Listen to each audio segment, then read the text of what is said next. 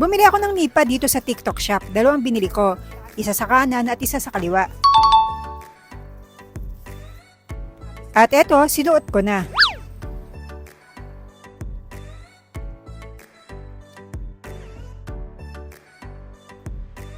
At nung nilagay ko na yung strap, ang iksi pala. Oh no!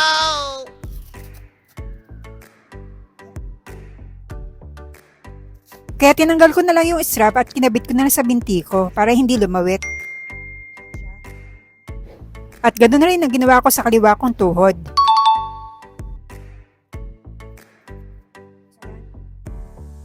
At eto, sinubukan kong isuot ito for 1 week. 1 week later. Magwa 1 week ko nang suot-suot itong knee pad na ito at dalawang binili ko. Ito para sa aking kaliwang tuhod at ito naman para sa aking kanang tuhod. Actually, mas sumasakit talaga itong aking kanang tuhod. Pero para alalay ng pareho, kaya bumili ako ng dalawa. Tapos ayun, napansin ko nung sinusuot ko ito, ayan, habang tumatagal, mas lumuluwag ito, mas nag-expand itong knee pad ko sa kanan. At ayan, papakita ko sa inyo na ayan, mas maluwag, mas nag-expand ito. So, kumbaga, it only shows na medyo may problema nga itong aking kanang tuhod.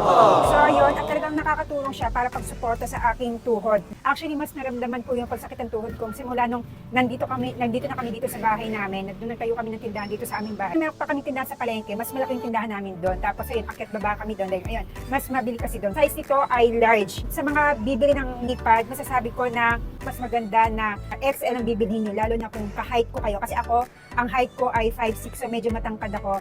And then, 120 pounds ako. Tapos ito nga, nung sinuot ko ito, halos hindi ko na maikabit itong strap na ito kasi dito pa lang, mahigpit na siya.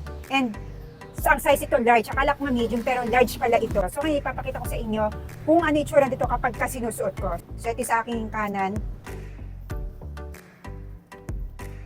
Kapag ilalagay ko itong strap, mahigpit na siya. Ito pa lang, naghihilahan na. Ayan dito ko lang siya ididikit. Ito yung pinakadikitan niya pero dito pa lang ayan. Dito ko lang siya dinidikit.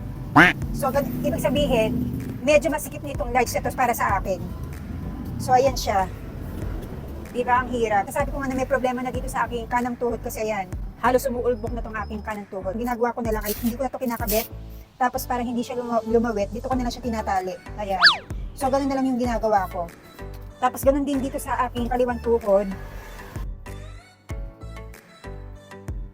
Na dinidikit para hindi lumawit itong strap na to. So, ayan.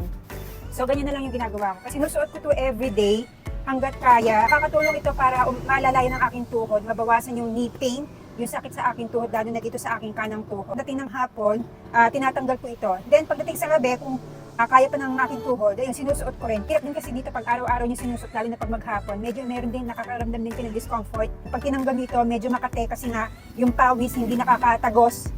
Kasi nga yan, nakakulog. So, yun ang mahirap pag tinanggal yung medyo makate. So, yun naman ang medyo titiisin nyo. Pero, overall, nakakatulong ito kung kayo merong knee pain, kung medyo nagkakaroon na kayo ng rayuma, ganyan, or gusto nyo magkaroon ng alali ang tuhod nyo para hindi sumakit ang tuhod nyo katulad sa akin.